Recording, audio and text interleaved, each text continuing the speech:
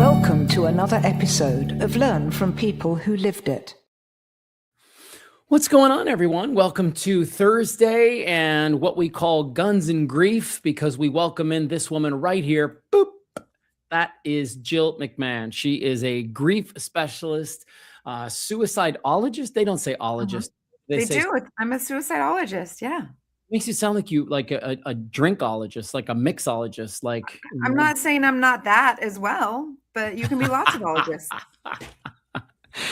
I'm so excited to jump into today's conversation, even though I want to be upfront with everybody. This is a heavier topic that not everybody loves to talk about. However, we probably should set this up, Jill, by saying that the latest and newest statistics on suicide have just come out. And being the suicidologist that you are, for anybody who is, has been impacted by this topic, these statistics are probably going to be pretty interesting to you. And look, I'm just going to be upfront. If you're a white or a black man, you especially need to lean in, because you are the two categories that lead the charge when it comes to suicide. And I titled today's episode "A Permanent Solution to a Temporary Problem," because once upon a time I had a radio show and I had a veteran come on to me and he uttered that phrase, and I have never been able to forget it. So we're not here to talk about all the intricacies of suicide, or maybe we are, but let's start with the numbers. Here's my first question for you, Jill. How often do they release this data?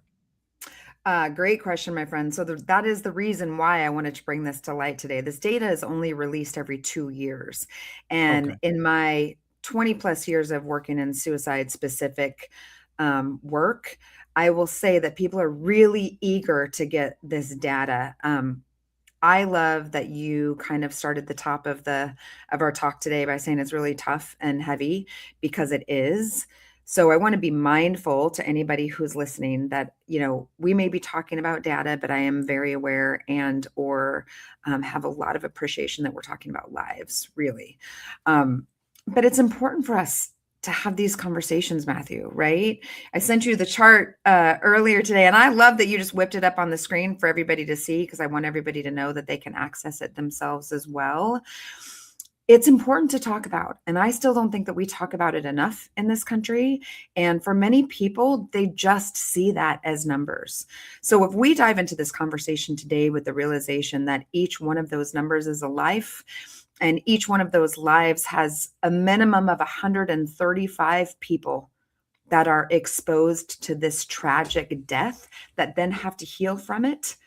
Yeah, I said 135. What does that mean? So research will show, there was a report that came out in 2019 by Julie Searle that showed that per suicide death, there is 135 people exposed to that tragedy. So what that can mean, to make more sense to our listeners, is an individual that has come upon that scene, maybe a next door neighbor that saw the sirens outside and came outside to see what was going on. Maybe you're an apartment maintenance worker and you walked into somebody's home and you found them hanging, right? It could be the coworker that sat in the next cubicle and had an argument with you earlier in that day. So what we do know since 2019 is there are roughly 135 individuals that are impacted by every suicide loss that we have in this country. So it's an important topic. It's just such a big number, isn't it? I didn't expect it to be that high. I mean, but as you're explaining it, I'm going through it in my head. I'm like, okay, yeah, mom, dad, brothers, sisters, aunts, uncles, cousins, nieces, nephews. So like just family members alone for some people could be 50. And then coworkers, friends. It's interesting that you bring that up, because when I first started this work decades ago, that statistic was 6. It was that there were 6 individuals that were impacted by each suicide. Now I found that to be debunked in my work, buddy, because I was working with families that had greater than 6 family members within their unit. So I knew that was an underserved population. how they've redefined it is that we have 135 individuals that are exposed to each suicide loss, and 6 individuals that experience major life disruption after somebody dies by suicide. So go back to those relationships you were just describing: an aunt and uncle, a cousin, a fiance, right? What if your work partner and you had a small family business and it's just you and your work partner? You know, story for another day, but I am one of those 6. I've experienced 4 suicide losses in my life, and the most recent one was 3 or 4 years ago, and it knocked me off of my pedestal, my friend, so much so that I closed my private practice, right? It hit a little too close to home. So that's what we're saying by major life disruption. Those are typically individuals that need to go get some outside support. You know, another statistic that I think is maybe going to knock your socks off is that for each, if you are a survivor of suicide, so if we consider one of those 6 individuals that has a major life disruption after a suicide has occurred within their life, they are then titled as survivors of suicide, right? They are the ones that are bereaved after someone that they love or have a strong bond with has died. Those individuals, survivors of suicide, are 9 times more likely to die by suicide themselves. So when you ask the question that you asked 5 minutes ago, Jill, why are we talking about this now? And why is this important? Because we have to talk about it. We're not talking about it. People don't know that they are more likely to die by suicide themselves if they've been in close relationship with somebody else that's died by suicide. So I think my friend, until we have a greater scope and understanding for how big of a problem this is, we don't even know as a society how impacted we are and how at risk we are. So here's what's going through my head. Because I can see viewers coming in and out as you and I are talking. And they jump on and they hear the word suicide and they're like, this ain't for me. I'm out. Yep. I don't need to hear about this. Or what I think is more common is they go, this topic sucks. Like, this is going to bring me down today. This doesn't make me feel warm and fuzzy. I'm out. I want nothing to do with this. And you know, what's the appropriate thing to talk about in this instance, right? Because to me, it feels like the appropriate conversation, there's 2. There's like to the person who's got those tendencies and contemplating, or at least starting to think about it. And then it's the people around them and giving them some what's the word? Tools, giving them some education on what to look for and maybe how to intervene and what we can do so we don't feel helpless. Because we've said it time and time again on this podcast, Guns and Grief, that people just want to feel useful. They just want to do something. So I'll leave it right there. And I'm not even going to ask you a question. I'm just going to bring those things up, and I'm going to, what does it feel like we should talk about next? For those that are tuning in and then stepping out and then tuning in and stepping out and thinking, it's my lunch hour. Like, I just want feel good.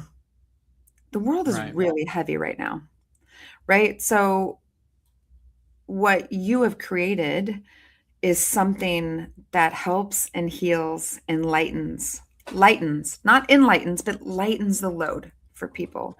And I'm just going to say, if I haven't said to you before, and to anybody who chooses to tune into these episodes that you and I do every Thursday, you know, I have a lot of respect to you and kudos for you for having the gun violence and suicide lady on every week. You know, if anything, even by us choosing the title, Guns and Grief, that may keep some people away, Matthew. But here's the deal. I mean, I hope people can see by how honest you and I are, by our demeanors, that you can also have a light and happy and joyful world and really kind of face the tough stuff because that's real life. They both live intermingled with one another. And so, I think if anything, what we're trying to do today is what I call postvention. And I think I want to enlighten those that want to turn this down or turn this off because they think it doesn't pertain to them. This pertains to all of us. When you hear the numbers or when you see the numbers that were shared, that were released a week ago on the latest 2024 suicide data, you cannot deny that at some point in your life, you are probably going to be impacted by a suicide death.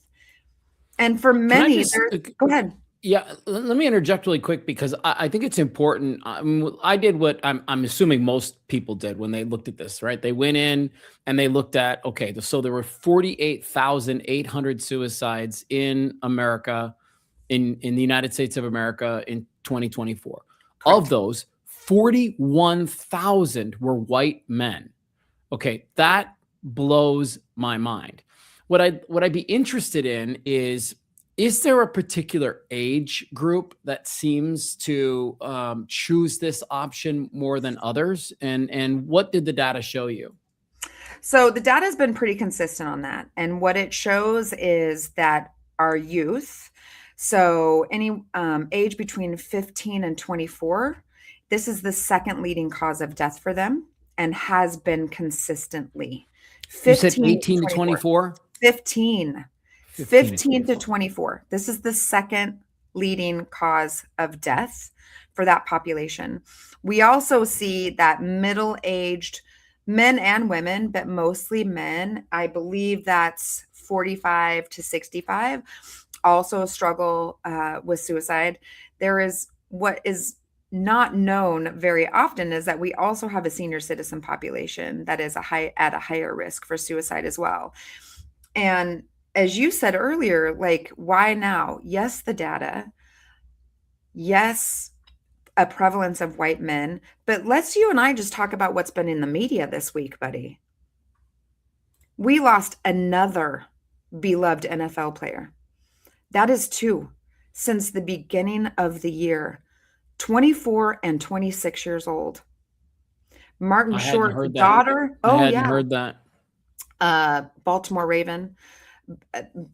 Beautiful soul took his life this weekend, and it's gotten a lot of press. Martin Short lost his 40-year-old daughter over the weekend, who, by the way, was a mental health professional, to suicide. Wow. Okay. And what happens is I love you, but what happens is that we go, oh, God, that's horrible. Happens to somebody else. Doesn't happen under my roof. Not going to happen under my roof. And I'm not meaning to be the dark shadow. I'm not. But what I love about, again, your bravery and having these conversations is I look at this like arming all of us. You are so That's how I feel about it, Jill. I feel like we just have to know the score, right? Like that's it. And for the people that are opting into this conversation right now, that's my hope. Like, I know this isn't a real super sexy topic, and I know you'd rather learn about how to wear the perfect outfit or to do your hair and your nails, right? But like, let's just know the score about this area, because then I think once we understand what the numbers are, and again, I just want to go back to the data because, it is the 10th leading cause of death in the United States, right? It is serious. Like, yes, heart disease, yes, cancer, yes, accidents, yes, cardiovascular things like stroke, yes, Alzheimer's and diabetes, but then you get to suicide. And it just feels like, I mean, look, the cardiologist in my life would argue that 90% of what kills us is preventable. And I would suggest that this is 100% preventable if we can get ahead of it and understand what's happening. I know that feels optimistic, but I really believe that. I think this is, as I titled this episode, it's these folks choosing a permanent solution to a temporary problem. I can tell you that it is more preventable than people think, right? Yeah, and I mean no shade by that, by the way. I want to be so clear about that. I know you don't. Any shade by that. And I know that you and I have such a great banter and an honest relationship with one another that if I feel something needs to be reframed, you'll let me do that, right? So for those individuals that I have worked with for years and years that have lost a loved one to suicide, when they hear that suicide is 100% preventable, that hurts their heart because they already feel like maybe they missed something or they did something wrong. But at the same time, I'm not disagreeing with you in some ways. It is very preventable.